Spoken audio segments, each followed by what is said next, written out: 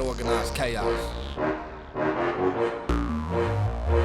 It's Dr. Roqs, you sucker. Catch me dirty in the slab, watch me creeping down the Ave. Meter running, it's a cab. Hoes spitting out they math. Hell hath, no wrath. I catch a hater in my path. If you see me in that. Yo, it's Dr. Roqs, you suckers.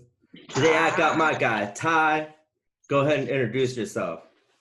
Tywayne Faust, Davenport, Iowa original, all right?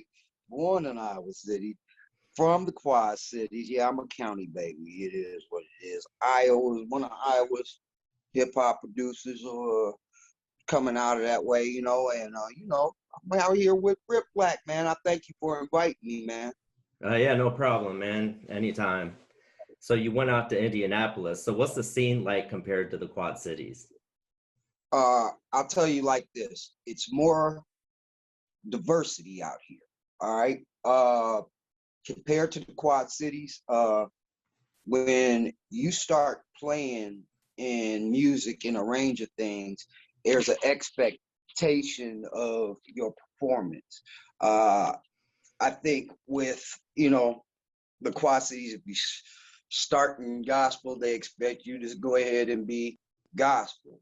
If you start in hip hop, they expect you to be a rapper or a hip hop,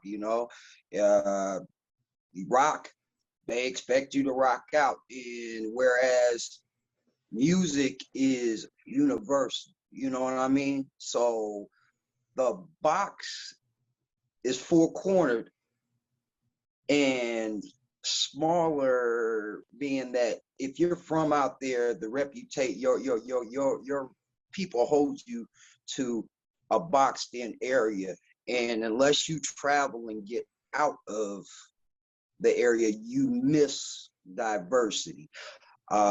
Growing up out there, the radio stations kind of dictated what we heard, unless your surroundings had other, music and things. And I'd say that my parents kept us out of the box as far as of top 40.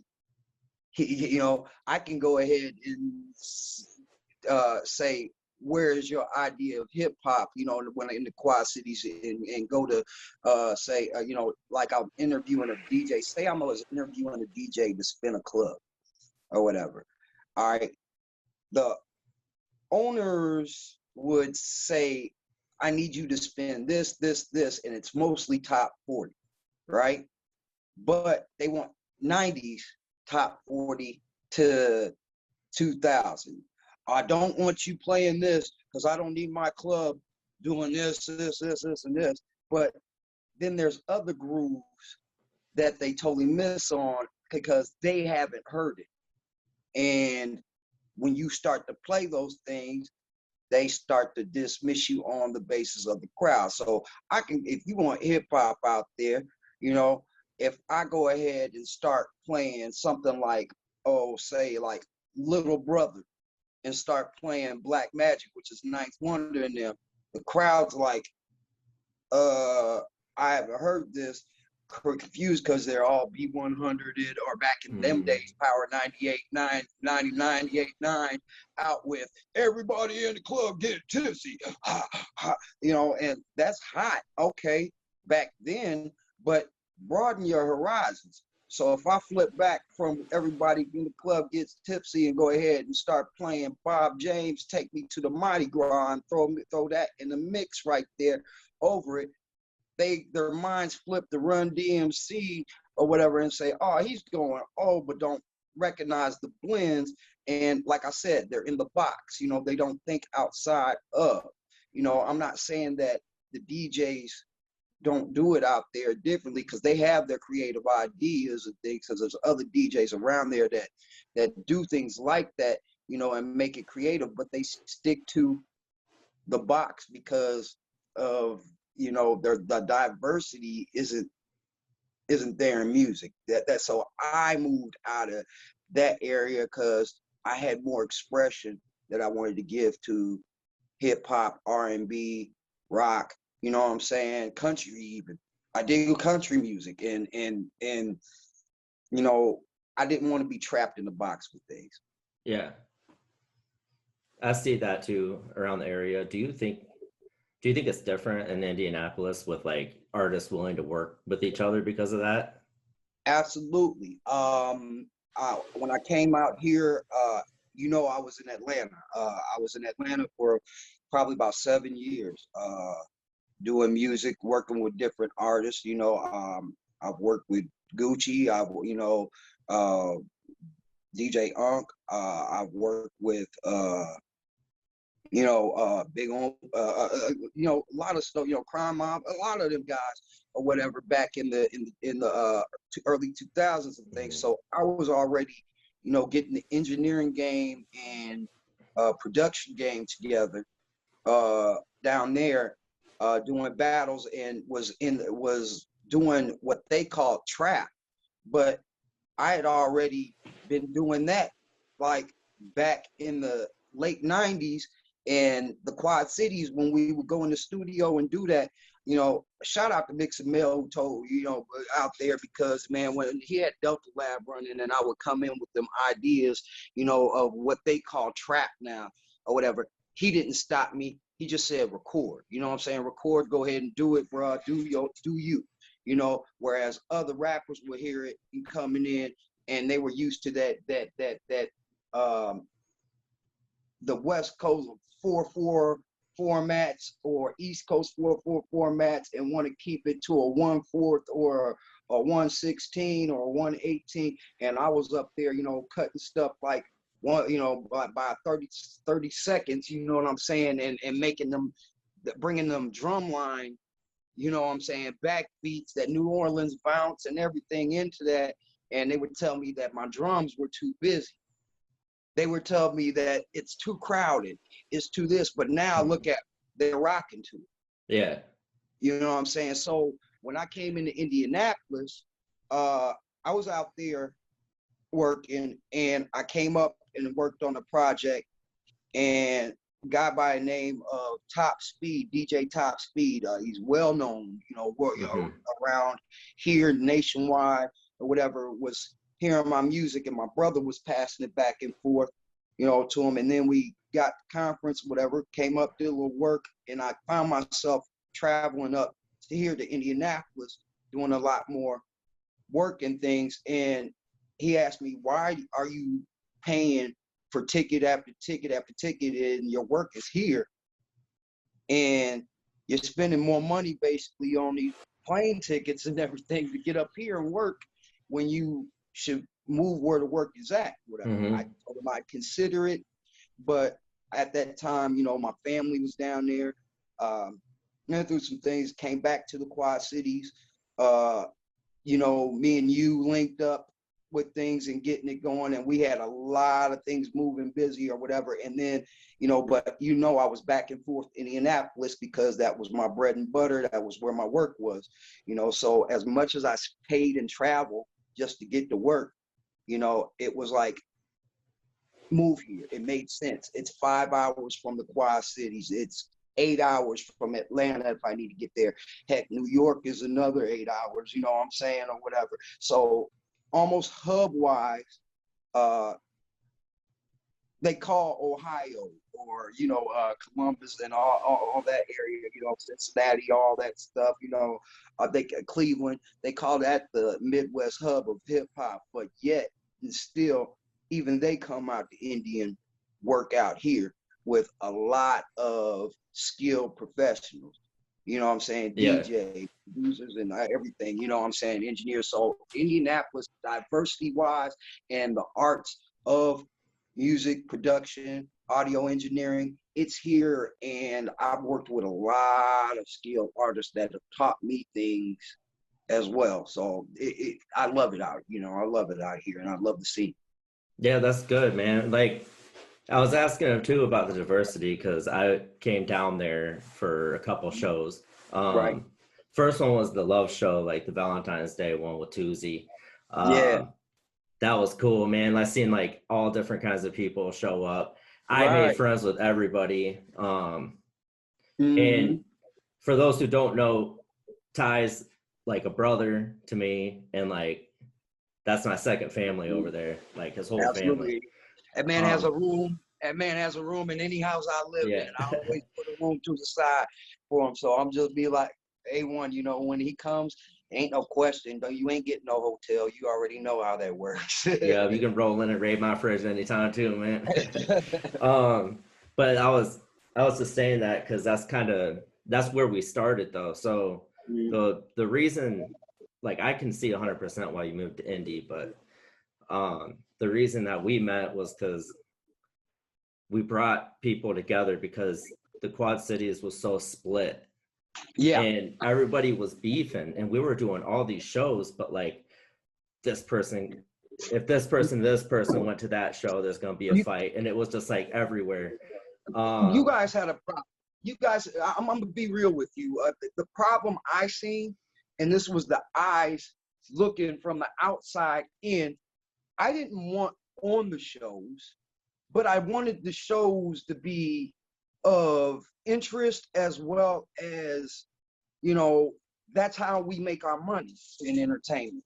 And the problem, I didn't think it was so much the artist or in division of the shows more than it was the city and how they you know, would get in the middle of, I need a cop here at this show. Okay, you got a right to secure or whatever else, but where everybody's gathering to come watch these live shows, they would come in with the attitude of expecting trouble more than making sure the people were safe, and would agitate the crowd in the venues and make it to where we make our income as well as set a comfort zone amongst our crowd. They disturbed that. The authorities would come in and disturb that. So at the time I met y'all, I had went on WQAD Channel 8 and to the city hall down fighting for the Quad Cities to be able to have some peace and let them know that these ain't no wild parties. This is our occupation. This is what we do. This is how we make a living, just like you all have these meetings right here. And if 100,000 from the streets come into this, and they have a right to, but you all demand order in your meetings. We demand order at our shows. Now, Understand what I'm saying? I remember venue owners backing out as soon as they said that the cops said they had to be there, because then that put a bad light on hip hop. They got scared. I remember we used to be screenshotting messages and like for them discriminating against that type of music. They would intimidate y'all. I mean, yeah. I mean, intimidate y'all big time. I mean, it wasn't just the police, you know, showing up. It was city officials sending y'all threats. And I mean, I still have photo shots of them. I even did a whole song and sent it out because the people weren't listening to us, you know, over social media. They wanted to go ahead and put in these arguments or whatever. So one way of cutting off the arguments of the outside people that wanted to blame hip hop for the shows was to go ahead and put the message into the music and put the city official threats in the music. Remember, I did that with actually, I don't want to mention the name of the dude that I did it with, but I did it with somebody pretty big from the Quad Cities, and it caused like a big wake up out there to see that we were being intimidated. And I called for people to get together with it, and you reached me. You actually called me by phone, kind of apprehensive at first, and you're like, well, we want to meet with you. Can you meet downtown or whatever, and we can talk this out? I thought I was meeting with 2 of you, but damn, you brought 9 people that really were serious, and y'all had y'all templates and everything together, and I came with my briefcase and everything together because I thought I was going to be the one ready. Y'all were ready for action, and we all came up with a plan. And I think that's how the birth of Quad City Syndicate came together and actually made something happen for the Quad Cities in local entertainment. And we busted that box and started moving outside of. You guys were already out moving outside of, but you guys busted my box to say, you know what, bring y'all into my area as well. Excuse me, I sit up there and see I got a charging sign going. I hope you can edit. But I'm gonna go ahead and plug up something real quick. Hold on. All right. So yeah, I understand. I totally understand what was going on, but it was getting the proof and how to be skillful about bringing the proof to the table without upsetting the community. Because they took to us though, because we started doing events for hunger drives, cancer benefits. We were out in the streets handing food. We're helping the local pantries. Yeah, we did. They took to us. We did all of that, and we started getting involved. Here's the thing. This was what killed me. All right, Lurch Marley, that guy right there. Let me tell you about. Look. I'm not gonna throw a thumbs down, thumbs up. Lurch is his own guy, and I respect that a man is who he is, and if you're gonna stick to whatever you do, is what you do.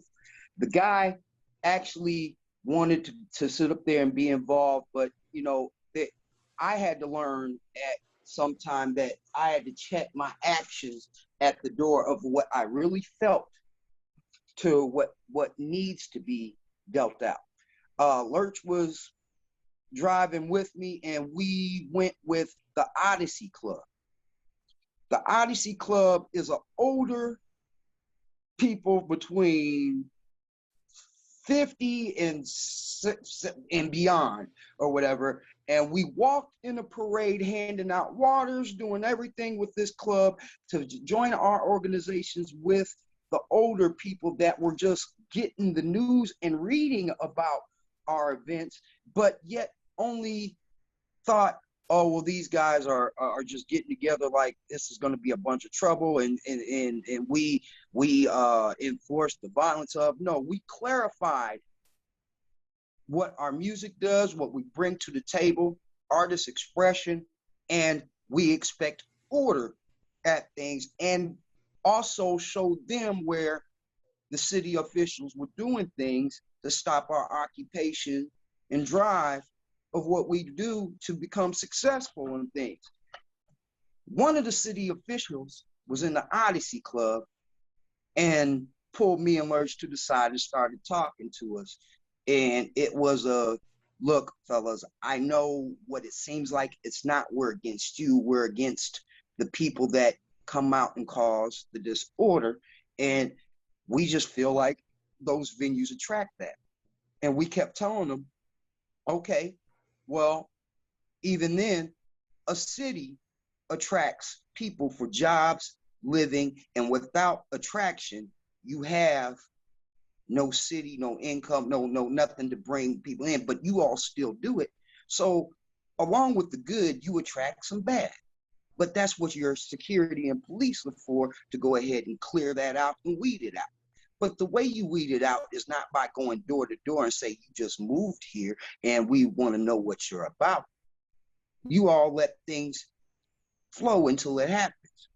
You got to let our shows flow until things happen. So I say shout out to you guys, you know, reaching, you know, and getting it right with us, and us breaking the doors open to get it. Because after that, then you started to see more shows at the Redstone, or I think is that what it's called? Redstone Room. You know, Redstone Room.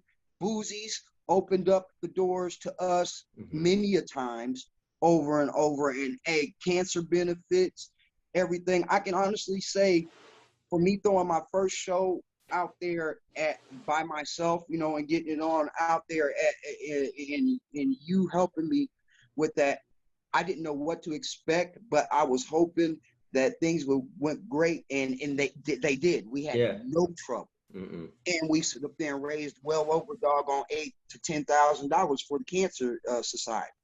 They didn't even, when we went over there, they didn't expect us, and we told them what we were doing, asked for some handouts and things or whatever, and they were like, oh yeah, right, whatever, another whatever.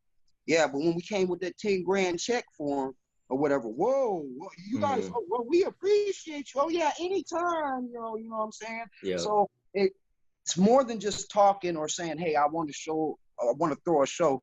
It's, you got to have the good results to fit the means of what you want to go ahead and come on out through. And that opened up a lot of diversity, and people start throwing more shows and things now, and gave them a little more confidence. Yeah, and I used to set up shows like that where everyone knew it was no nonsense, and if they tried anything, they knew they were getting blacklisted from other promoters because they all listened to me about it. Right. Like immediate, they wouldn't even ask a question. They're just like, okay, don't book this guy. Okay, because I heard him. I hear everything. You did. The one you did back home, the Mount Pillier. Mount Pleasant, show. Yeah. Or Mount Pleasant, yeah. Man, that was a good takeoff. They didn't expect that. No, but I mean, like I set that tone for all my events, and so it was opening up different venues for me as it was others, because basically I brought my own security because my people weren't going to let anything happen.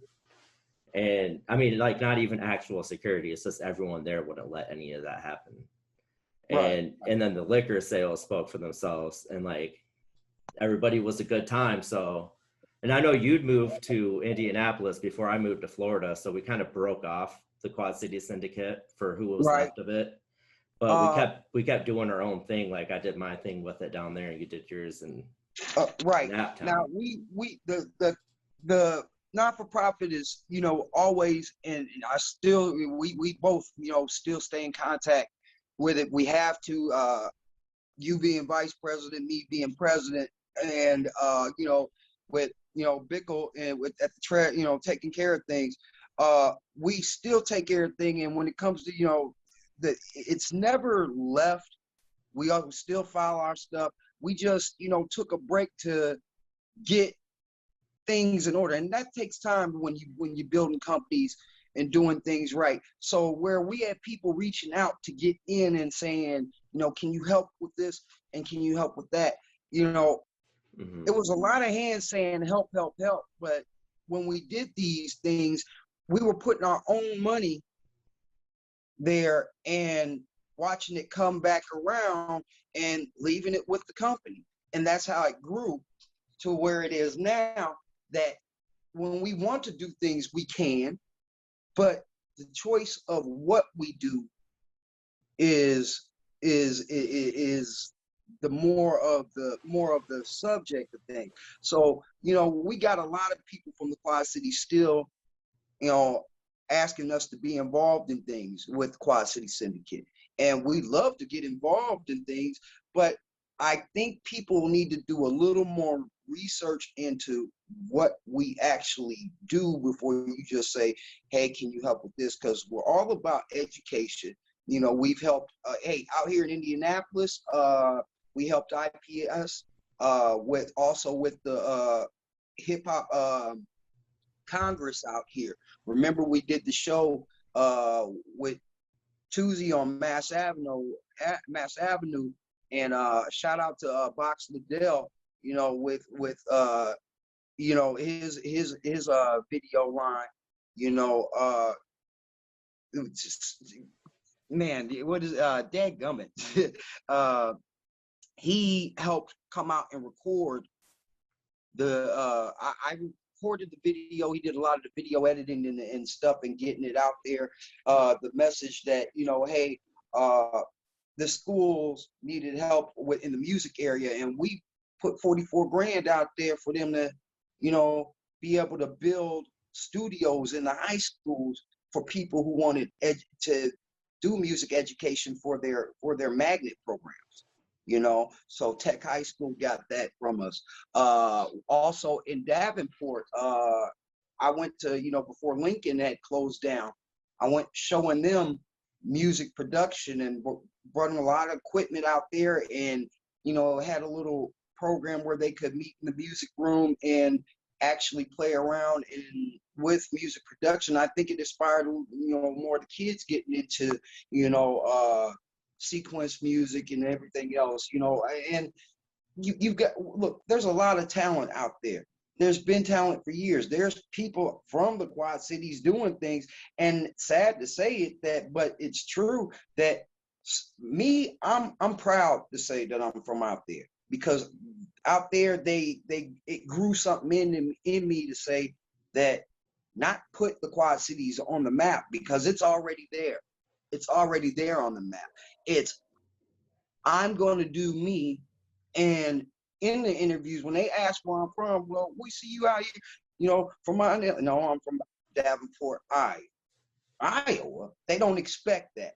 But when they do hear it, man, I'm from the Quad Cities. This is where I grew up in music. We're doing this, hey, you got to understand, from east to west, north to south, if it's hot, it's got to come through us. We are a part of the Media 3000, and we have been for years. So that means all media has to come through Des Moines and everything through distribution and every.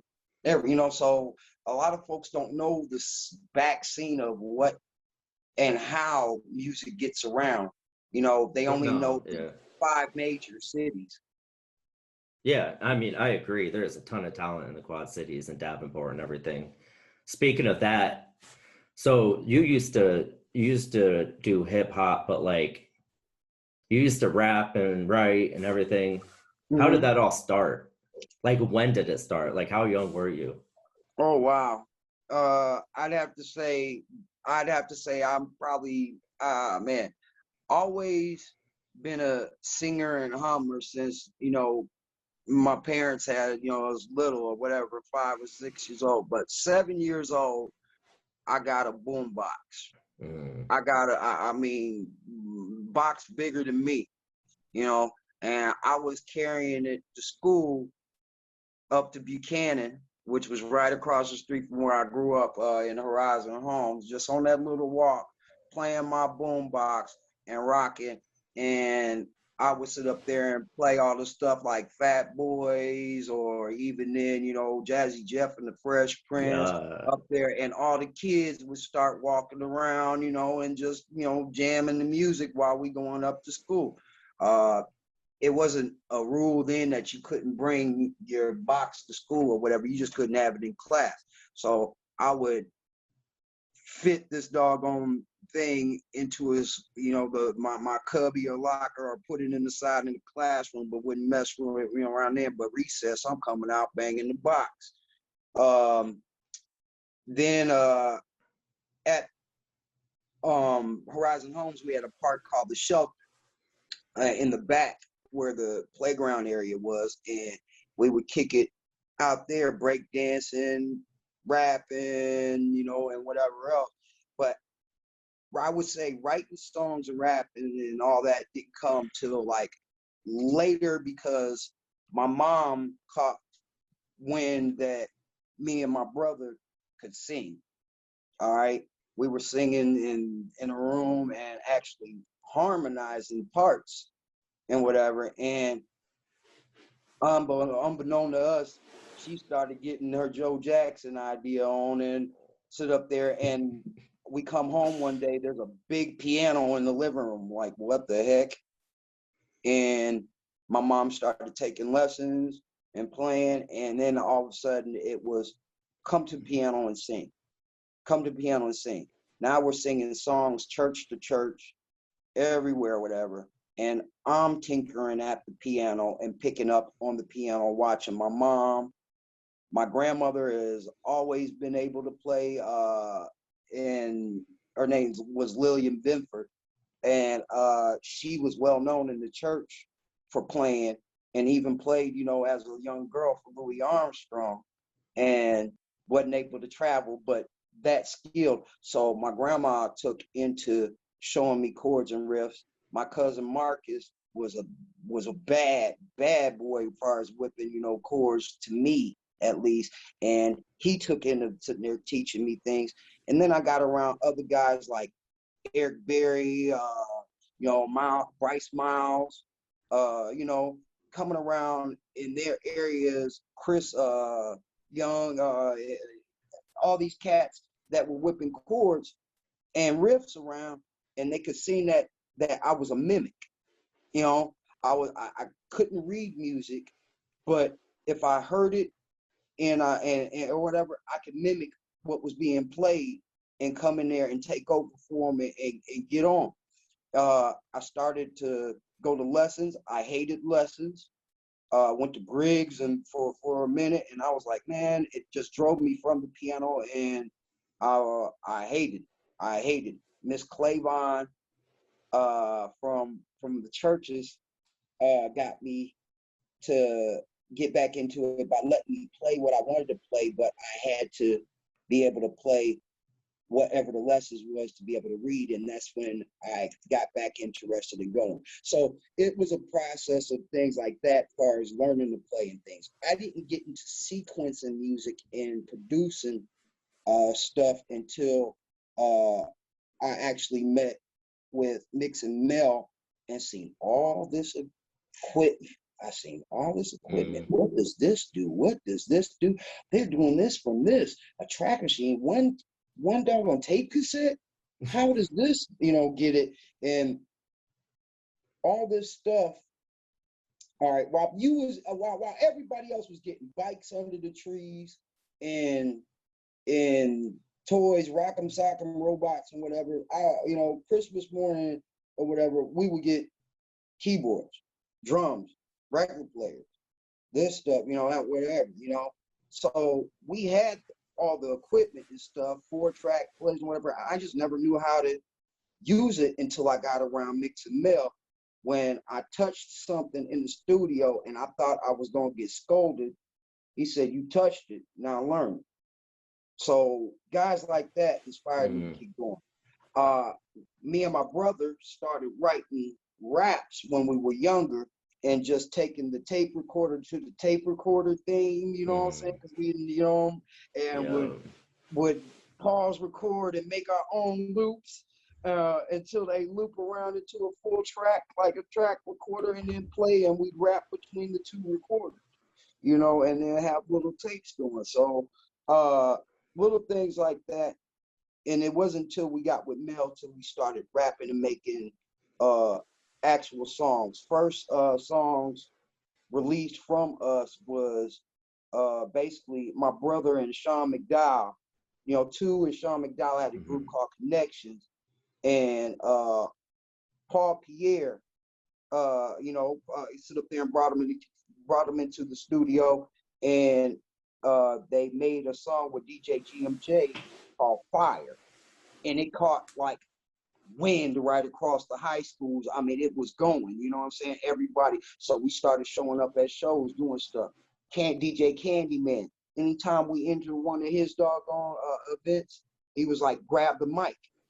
We didn't have nothing prepared, so we had to freestyle everything out, and my brother was nice with it.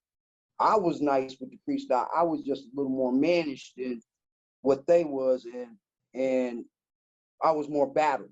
You know what I'm saying? So if you grabbed the mic and tried to show out because Ty and Two was there, I would sit up there and throw you in the rhyme and try to, get the crowd amped up and ooh, oh, all that going. And it just basically went from there, started buying our own, stuff and upgrading equipment and things, and getting with my, my cousin Lee. We made Red Eyes Productions. We were always Branch Click, but we Red Eyes Productions. I went ahead and branched off from Red Eyes and made Two Type Production, Two and Ty. You know what I'm saying? And that right there was the game changer of me going from just amateur stuff to getting more professional with it, because with the Two Type Productions, everybody had, like I said, the QC box had affected us. Oh, that's just Ty and Two. That's just Ty and Two. I wanted to do something different. So I started grabbing who I thought had our style, our liking from every parts of the Quad Cities. And we made a group called Hazardous Hustlers. And we put out a project called The Demo.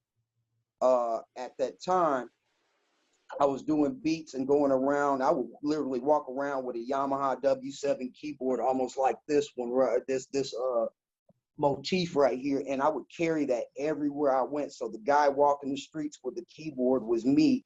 And shoot, I'm sure somebody out there was thinking I could hit that boy and sit there and take that, but nah, I'd have fought you for real for it. But I was going from studio to studio, Doty Gully, all of them, us building and doing things. And I met up with a cat by the name of Scrooge. And I offered to do some beats for him. The dude played me off like, yeah, whatever. Here's my card. Talk to Darren Lacey, you know, at the time was his manager. Talk to my manager and whatever else. Tried to big dog me off. And I'm like, this nigga, yo, excuse my language, this dude, you from the same area I'm from. So come out these churches. I know who you are, but you tried to big. Okay, I got something for you. So I did a song called Critically Speaking. I got his album and I paid for it. I listened to it. All right, okay, but it wasn't nothing fantastic to me. All right, so I went in. I did Critically Speaking and I gave him my critical thought on it, and dude got upset. I mean, he got mad upset because it caught like viral before your YouTube, before your this, that. I mean, everybody in the city pretty much had this demo tape and it was getting back to him. And dude went looking for me to fight me. He got what he wanted, but I don't think he wanted it as bad as he got it. But the thing is the results was at that time, Nelly had came out and the St. Lunatics, and they were traveling, promoting the country grammar thing or whatever, and they were just about to see about doing a show in the Quad Cities or whatever, and my mans brings them over to the house, and they pull up on my grass, and I'm like, who the hell is this pulling up on my grass? Like, boom, Cadillacs and everything else. And I met Ali, and Ali was like, yo, you want a job producing or whatever? We really could sit up there and, you know, probably move up or whatever. I didn't take the offer, but I seen the majorness of it's time to get out of the Quad Cities and take this elsewhere and move on. I did a few things with COTD and Davenport, you know, Joe Herrell and them, Freeze and them, pushed a little bitty project like that, did a second cut called The Demo. No CD covers, none of that. And we flooded the streets. That did well. And then the project came out. The project came out and I took it down to Atlanta. And that's when I got, you know, win with DJ Unk and Unk and them and whatever. And DJ Unk was like, yo, come down here. I met a guy named Eric on the west side of Atlanta out there at one of the tape shops or whatever that was connected with him. And at that time they had Club Chocolate Woman and whatever else, and went in and, you know, started auditioning beats for them and got on with, you know, a few things or whatever. And started battling in Atlanta, and that's how I made my name and started getting with other producers. So that's how it started. It didn't end. I just say that with Atlanta, it was so fast and so much BS that was going on, and I was right in the middle, in the midst of a whole lot of things that didn't have to do with me or the life that I wanted. So too fast for me. So I came back home to get my head right. I was starting to really believe in that gangster-ish that's going on. See, music is hypnotizing, bro. It can get you into some things about whatever and have your beliefs going on. So I came back home and, you know, started getting it back together and up and running, and got more projects because I got a taste of the professionalism and how to do it. So, you know, that's how it got started, you know. Oh, yeah. Yeah, speaking of beats, every time I'd have a beef with somebody, you go live or something with a new, you'd be spinning a new beat for me, like right on the spot. Oh, on the spot, Yeah, please, yeah, that's please. just good though, man. I'm a be A1 about it. When with you, I heard you rap, and I'm gonna be A1 with you. I heard you rapping. I dug what your creativity because it wasn't like everybody else rapping. You'll go in and ride a beat, but yet come off of the beat. And you, at first, I would be like, "Yo, you remember Brett?" I was like, "Yo, but this part right here sounds like it's." And then I'll go back and I'll be like, "No, leave it alone, leave it alone, leave it alone," because I would hear what the expression you was getting off with, and then I start to create around.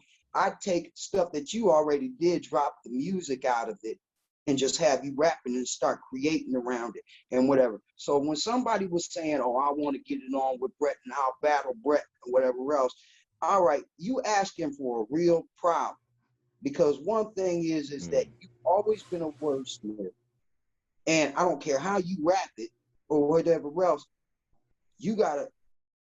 I feel like I'm a weapon. I'm a weapon, a loaded freaking, Draco, ready to sit up there and go. And when I sit up there and get any vocals from you or whatever, man, I can whip anything up, and I'll bash your opponent with you. So it's just riding all the way through. I don't like to see anybody really coming at my dogs, but No, I let y'all handle y'all business, but I'll let y'all know y'all got a cannon when you need. hell yeah, man, I appreciate that. And you started a new beat battle thing. You want to speak Yeah, on that a little bit? uh, I started a channel called Midwest 44 over Facebook.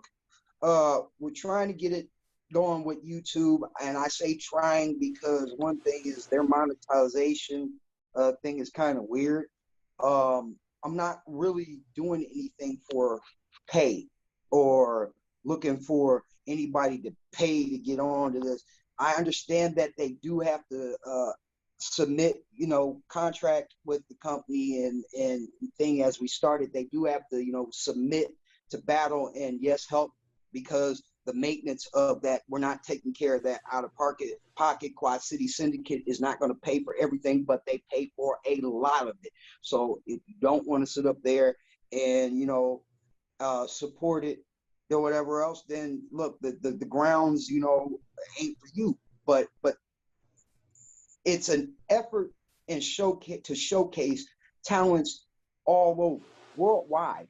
It's not just a Midwest thing, it's a US thing. It's a worldwide. We have producers that are in Australia, Russia, as well as over here, and we give them the platform. I started the platform to show how the battles work between me and another competitor that wanted to do it, and I had fun with it. He did too, and he used his style versus my style, and we let the crowd judge. But we also have other judges that can come in as well. It's a platform where you can do team battles or single battles and go live with it. And we're going to go ahead and bring it to our audience, which is, I believe, I estimate of like, it's growing 500 to, right now, but every day I'm getting like anywhere from doggone, 20 to 30 more people sitting there booming in, because I haven't promoted the links as paying for it. I don't believe in paying for the Facebook to bump anything if I can do that myself. But if I have to, I will. But other than that, QCS, I like to thank y'all because, you guys paid for the platform to sit up there and help me get started. And we are, doing our best to go ahead and support you guys back there. And I thank you. And Brett, I appreciate you because you monitor what's going on with that platform because you're the manager for booking and keeping things together. So when I tell you guys and you guys tell me, hey, I want to challenge you know, you to a battle. I don't mind battling, but Brett already knows that my account is paid. My dues are paid for, and not just because I'm the president at QCS, but I follow the rules that I pay that money that has to be right there for us to proceed to a battle. And he makes sure he's on my behind to say, hey, this needs to be done. And if it's not done on time, I can tell you right now, I'm going to get an earful and probably a lashing, because if I don't get paid, or they, you know, QCS doesn't get paid, as well as, you know, the other battlers don't get paid, I can be beaten too, you know. And there's a cash platform, you know, where for prizes, as well as there's a prize just for the following that you're going to get afterward. Whether people know it or not, that first battle with Neumann, gosh, his style is progressed from beyond the years, and he's from out in Rock Island. And, you know, people wanted to take jokes and make it as a joke when he started doing his broadcasting and whatever, and doing his live views, and people still watch him, but it got better and better and better, and more people pop in now on him than ever. But after the battle, he started getting flooded with, hey, I like this style of how you did this, you know, can you work with me? So that's the opportunities we create for producers outside of, he had people outside of the Quad Cities calling, you know what I'm saying? So we just want to open the doors with things, and that's what Midwest 4-4 platform is for, is to open the doors, show off more producers that are out there. If you want to battle, you can battle. If you want to showcase, you can showcase. We're going to start doing interviews and everything. But I will always say, you know, contact Brett and give him your info, and it gets to the right channels to go ahead and get the right people in touch with you, you know, because just because you want a beat from me doesn't mean your style is going to match. Just because you want a beat from this other person doesn't mean your style is going to match. All that's done with proper management and A&R, you know what I'm saying? And we have those areas in Midwest 4-4 that can help producers get the reach out and the, you know, jobs that they're wanting to get into. Hell yeah. So what was the craziest or even like best live event that you've been to? Let's stick with hip hop. Let's stick with hip hop. I'll tell you. All right, the craziest event that I've been to was I'm gonna tell you like this. If it was hip hop or whatever, I'd have to say a few years ago I did some sound work with Snoop. All right, there was a brief period, 2016, where nobody really heard anything from me on social media or whatever else, is because I was off with Dave Aaron doing sound work and getting my audio engineering, you know, up to speed and things. And I met up with Dub Mac, who I worked with for a couple of years. He really vetted to see what I was looking for. And you know how, you know, people are, they're really apprehensive of getting your music. What do you really want from me? You know what I mean? So I started doing things, and we were going to do the Midwest, not the Midwest, but the West Coast Love Tour, which I was going to put together. And I met RBX, Ras Cash, Tash from the Alcoholics, and all them. And we were all talking about doing this show, but Dub wanted me to get involved more with Dave Aaron on the sounds and things, and I got an opportunity to reach out, and Dave was cool with it, and do sound work on a couple shows. I didn't know I was going to do a Snoop sound show, and dang, it paid nicely. Yeah, but sitting there doing the show, we were going out and we were sitting there getting on.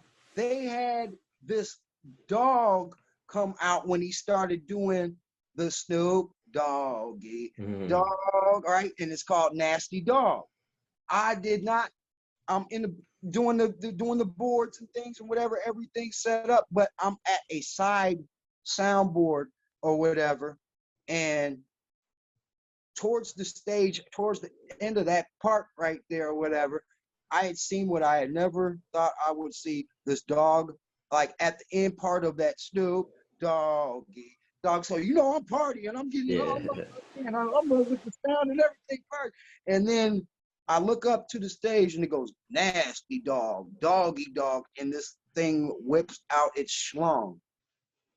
The fuck? A long on the stage, and Snoop's like, "You nasty doggone," and going in. So whether that's shocking or not to you, for me to see a obscenity of such, all the weed smoke going around, and the cops are there, and nothing's going on, no arrest or anything or whatever. I've seen it, but not like how Snoop did this. All right. So that was one of the craziest shows. But I would say next to that show, being involved on stage 2 of a show was the show I did with you. It was Was the that the show I did bar? with you. Oh my Clinton? goodness. In Clinton. Mm-hmm.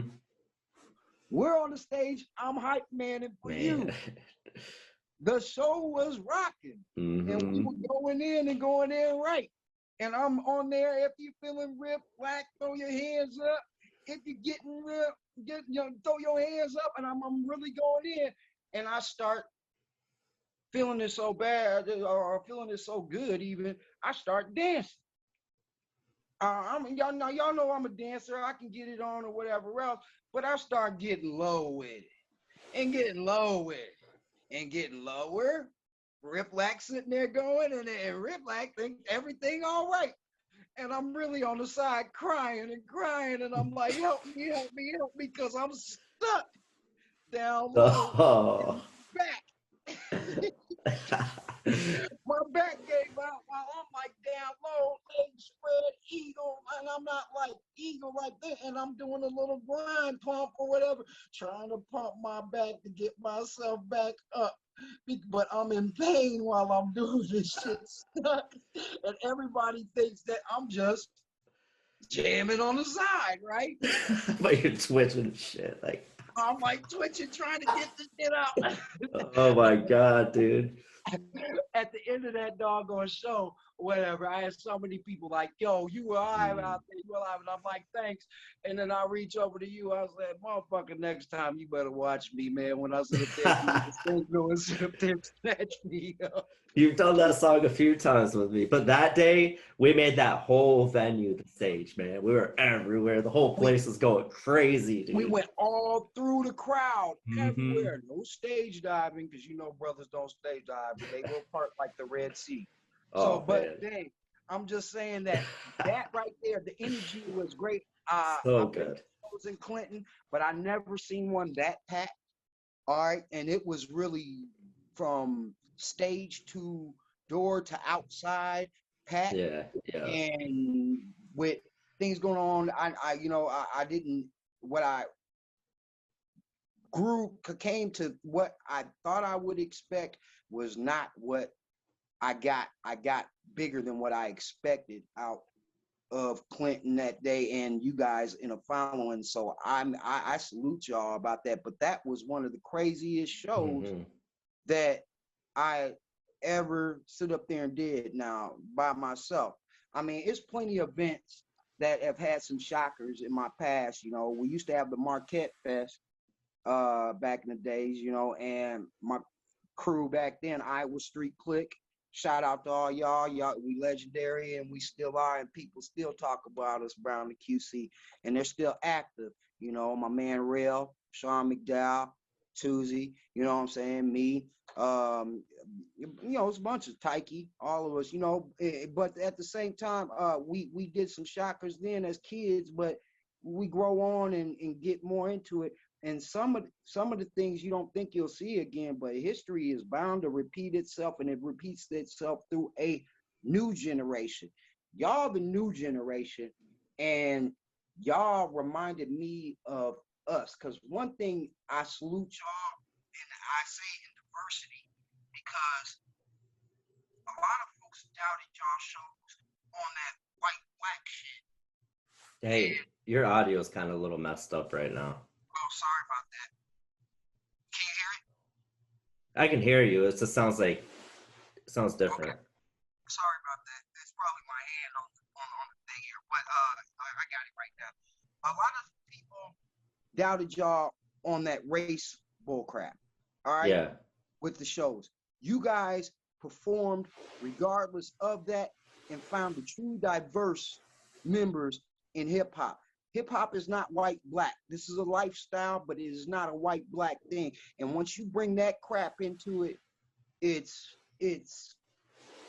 bound for trouble and bullshit. You guys battled that without even having to defend on a white black. You let them say whatever and let your show do the speaking. And I salute y'all about that. And that's one of the reasons why I gig with y'all, because I seen y'all fight that and y'all didn't ask for no backup or no co-signer or nobody else. No. If people rocked with you, they rocked with y'all. The Stevie Stone show, y'all did, that I went to, that, got me really, really eye opener to see how y'all built around things, whatever. I mean, you guys had doggone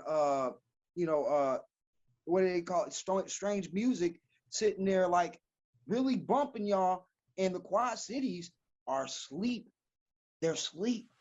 But now they want to wake up when they get the footage and see y'all sitting there going NDK, you and doggone you got to excuse me. Controversy. Con. Yeah, Con. But Scarecrow, all of us, I'd say that you guys are innovators in the fact of overcoming that shit out the Quad Cities, because I ain't never been one to sit up there and play the race mode or whatever, but I've heard a lot of it on the show scenes out there in the Quad Cities, and that's that thing that's in the box. It's too small to say, I'm going to be the man out there and not travel and get beyond. You're not the man until you sit up there and travel and do something and bring it back to your community and do better in your community with it. You guys did that. You guys did that. I was going to say something your brother Tuesday told me too that kind of stuck with me. When we did the little mini tour and he was our DJ and travel with us, me and Sideways, he was like, basically, I don't even know how this conversation started, but Tuesday's like, he's like, people around here just hate on you because you're white and you can actually spit. And like, that kind of stuck with me a little bit. I don't know. Like, I don't know what it, like, if that was it. I don't know, like, I don't think a lot of people hated on me, but I don't know. That's the thing. See, you don't think that they're hating, and I don't think they're hating or whatever, because sometimes some of that stuff, can overcrowd your creativity and things and put more pressure on things than it is. But he spoke the truth. I'll tell you this, Two spoke the truth, because one thing is, we know that area. We know that crowd. All right. I don't know everybody in it now, but back in that time to where we had progressed and met with y'all, the new generation, it was still there. Quad Cities ain't changed much. And I'm going to be real that I believe it's still there. If it wasn't, you wouldn't have moved out the box to find out what's real. Even that tour, like, that he said that on, like, they loved me. Like, we went out of town, went out of state. When I go to Chicago, when I go to anywhere, they love me because I get up there and I'm speaking truth, like straight up speaking truth. And I get up there and I just spill it all out and I do my thing. And I actually have rhymes. And then there's other people that come up and they're like, that guy doesn't belong on stage, I'm going to tell you this, man. You, NDK, and Con, all right? I expected to hear, when I was going to hear it, I ain't going to lie, when I heard y'all stuff, I expected to hear the average doggone, I want to be Eminem, or I'm going to flow like ICP, or I'm going to get, but when I opened and heard it or whatever, I didn't know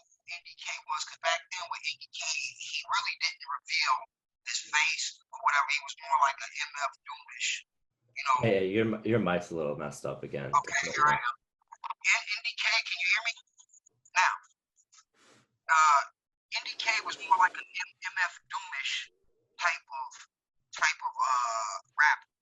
More than I put it to you like this: bars, flow on point, but wouldn't reveal who he was. You know what I'm saying? So with him, I didn't know he was white and thought this brother is going, damn, he's going in and flipping and rapping and doing all this. And then I meet him. That's you. You know what I'm saying? So it's subconsciously, it's there. But if you're not trained to know that this hip hop is not a white black thing, you'll get there and be like, man, and totally kill the creative process, totally kill any opportunity in it. With Khan showed I can flip this way, that way, or whatever. I gave him a West Coast, I gave him a Dirty South, I gave him trap, and I stood up there and gave him one of my, East Coast, whatever. He came across everything and rolled them beats and going. Same thing with Sideways. I remember y'all came to Indianapolis to record Mr. Get Right with me, and I threw on an East Coast beat for Sideways because I told him, I said, all that Shit you pushing, it sound cool, but I want to hear what you can really do. We ain't gonna record this. I said I'm gonna just pull up in studio cipher, and I threw it out, and he wrecked it. You know what I'm saying? He's so cold as hell, man. I work with rappers that are versatile.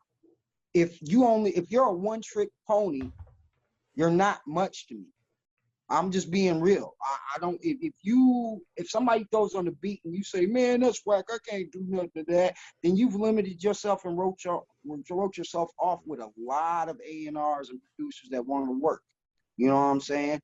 But the person that goes in, whether right or wrong, or they can get it, Scarecrow, another one. You know what I'm saying? I thought he was a one-trick pony too, but nah, he don't flip everything. He can ride and go out too. You know what I'm saying? Crow can sit up there and go. Lurch might be monotone. You know what I'm saying? But he still has his type of flow and can ride and run where he goes. You know what I'm saying? There's different. Bickle, oh man, on up top, I didn't expect that. He led it, came in, set the club C on that doggone song, and man, wait a minute, and he ripped Molina, and it sounded like, I had so many cats that reached out to me from the Michigan area to even out in North Carolina and asked me how to get a hold of Bickle to, you know what I'm saying, actually sit up there and rip that gritty doggone thing. Now, he does that, what do you call it, horrorcore? Yeah. Horrorcore rap and whatever. And I flipped him over a Dusty Fingers East Coast 4/4 doggone hip hop banger that was for the club, and he wrecked it. It was unexpected. He doesn't limit it. So, because he's not cocky and he doesn't limit himself, so he knows he can always improve, and he's gotten so much better over the years with even producing, like everything. Like that's what you're supposed to do, man, and that's what he does. He's gotten a lot better since I met him. I met him way back, but the thing is that y'all don't trap yourself in the box. No. And that's the whole thing about me. I made it outside of the QC because I didn't accept that the QC was all I had to grab. Mm-hmm. I didn't accept that I had one jam and didn't have to make more. A project is just that. You have to set goals and hit out to it. I mean, I can have all the beats in the world. I can play.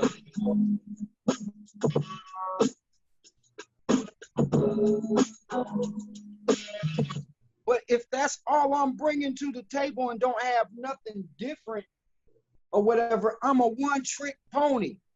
Yeah. You dig? Mm-hmm. It's like a DJ that does, all he does is one scratch out to the next song and doesn't know how to phase to the next song, doesn't know how to blend right or whatever. He's a one-trick pony. He's not going to get booked. No.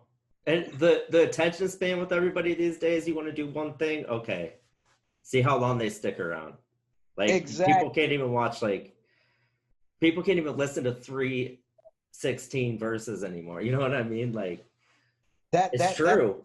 That's it. If you make a song with 3:16s, which I mean, I know people still do, but like it's harder now for people. People just don't have the attention anymore. I just think that social media has killed listening to a song. You know what I mean? Because there's so many clicks to go into, and if you don't feel all right, it's what's said in the past is still true. Bible says there's nothing new under the sun. All right, you got 30 seconds to catch my attention. If you don't catch my attention within the first 30 seconds, I'll go through your intro. I'll hear the intro. But if your intro is a minute and something, and I got to hear you talk about bullcrap that don't fit with me, I'm on to the next song. You know, back in the days, we had to send our demos and tapes to the doggone A&Rs, and they'd have stacks of them on the desk. But they look at your CD cover, and if it didn't catch their attention within the look, they throw it in the garbage. So you'd have some hot stuff on that CD, and it's in the garbage because it wasn't presented the right way. Well, now you don't need a CD cover. You need to have your stuff in on the go, because once they hit play, if they ain't into it or vibing into it, the beat can save you or the lyrics can save you. I've heard some crappy beats, but the lyrics saved it.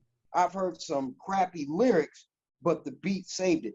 One or the other has to catch attention, and man, that's what listening parties are for. You know what I'm saying? Yeah. The listening party has to really decipher what's on that album, what's coming, just putting your best foot forward, and get out the box for this. Here's the thing that got me out the box on stuff like that is that I don't care anymore if you like it or not. I care if I like it. I'm satisfied with it. And if y'all gonna get it, y'all gonna get it. Yeah. Regardless. You know what I'm saying? One click now, if you got 30, you listen 30 seconds, you just pay the artist. That's sound scanning how they do it now. Yeah. You know, there's rules to the game that if you understand the rules, you'll know how to present it. You know how to put it out there. And once you get it out there, don't trap yourself in the box of, I'm from this city, I'm going to take this city right here, or whatever. You got to get out and go over it and promote it and move. And if you're lazy about it, expect to be where you're at, still in that same studio in your room. All right. Yeah. I mean, that's a lot of good points. We'll probably have to wrap this up too a little bit. Do you have any, I mean, first off, shout out that any page you want followed if you want people to check out that beat. All right. So if anything, you can Google me. You know, you can look up Ty Faust, or you can sit up there and Google Dr. Roqs. That's DRROQS, not CKQS. I put the Q in it for the Quad Cities. You know what I'm saying? And that's one mark right there. Shout out to all y'all in hip hop and to my hometown, still doing it, because I love y'all regardless of if you love me or not, you know, if you recognize me or not, or whatever. To the forefathers, you know, of the hip hop game, rest in peace to, you know what I'm saying, to Jam and Gil, who came from St. Louis and brought the hip hop to the Quad Cities, and you know, Mix and Mel, DJ Fatal over there on the Rocktown side. You know what I mean? If it wasn't for them, you know, this hip hop stuff would have got to us, but it wouldn't have got to us as quick as it did. And these guys motivate us and me to keep moving. I feel like, you know, I'm a legacy of them, and I push for all of y'all to keep going, because whether those rappers out there know it or not, some of y'all branch off of us. Who you started with, they started with us. And we train them cats how to sit up there and get their rhymes right, how to get their music together. You know, shout out to Kim Lamb and in the Hit Room out there.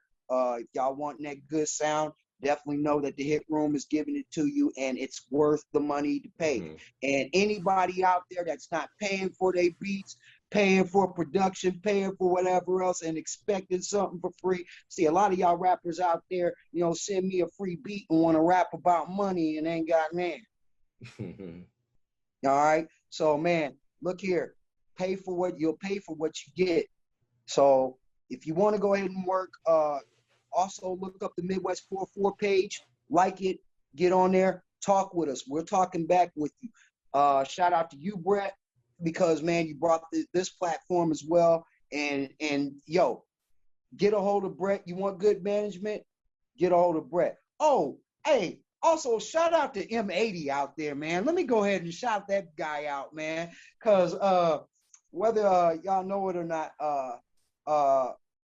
Mr. Almighty M80, you know, he's managing the Wu-Tang Clan and a couple of other, you know, big names out there that he's done some A&R and working with or whatever. But M80 helped us in a lot of our shows and getting the legal work and things together for, you know, us, you know. And Brett, you didn't even know that you were right there with them at one time. Oh yeah, Andy. So you were like, wait a minute, I know that dude, you know. And you're like, man, I've been fan for years and didn't know I was right there.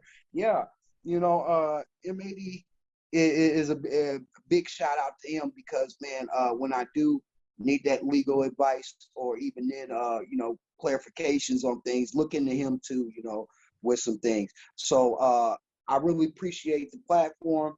And all I got to do is say one last thing is keep the culture solid. It's hip hop, diverse.